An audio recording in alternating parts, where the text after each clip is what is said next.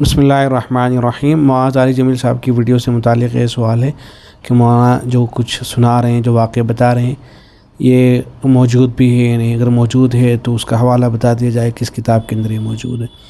تو پہلے اس کو تھوڑا سا دیکھ لیں، اس کے بعد میں اس پہ تبصرہ کرتا ہوں۔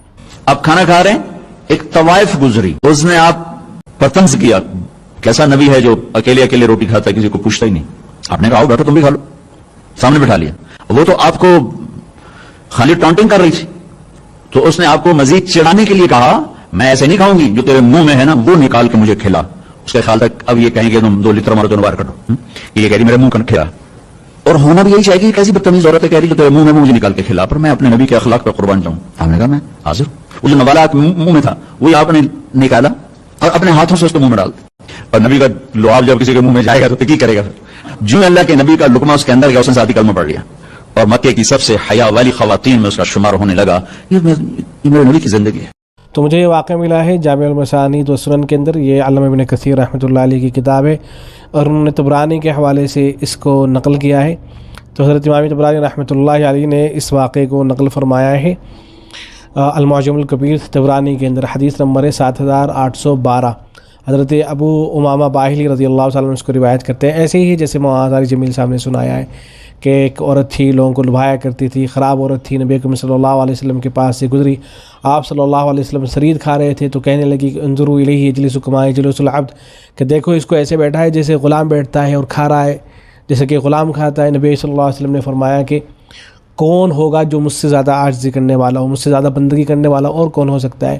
پھر کہنے لگی کہ ایسے خود کھا رہا ہے، مجھے نہیں کھلا رہا ہے، تو آپ صلی اللہ علیہ وسلم نے فرمایا کہ تم بھی کھا لو۔ کہنے لگی کہ اپنے ہاتھ کو بڑھاؤ اور تمہارے منہ کے اندر جو ہے وہ مجھے کھلاؤ، تو اللہ کے نبی صلی اللہ علیہ وسلم نے اس کو وہی دے دیا۔ فغلبها الحیا، تو اس کے اوپر حیا غالب آ گئی۔ فلم ترافث احدا حتی ماتت، پھر اس کے بعد اس نے کوئی اس طرح کا کام نہیں کیا یہاں تک کہ وہ مر گئی۔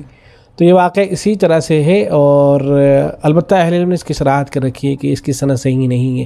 یہ واقعہ جو ہے حیات الصحابہ کے اندر بھی نقل ہوا ہے، لیکن وہاں بھی اس کی صراحت کر دی گئی کہ اس کی سند صحیح نہیں ہے، ضعیف سند کے ساتھ میں یہ واقعہ آیا ہے۔ لیکن چونکہ فضائل کے باب میں اس طرح کی روایتیں بیان کر دی جاتی ہیں، اور وہاں بھی نبی اکرم صلی اللہ علیہ وسلم کے اخلاق کا چونکہ تذکرہ کر رہے ہیں، تو اس طرح کے موقع پر اس طرح کے واقعات کو بیان کر دیا جاتا ہے۔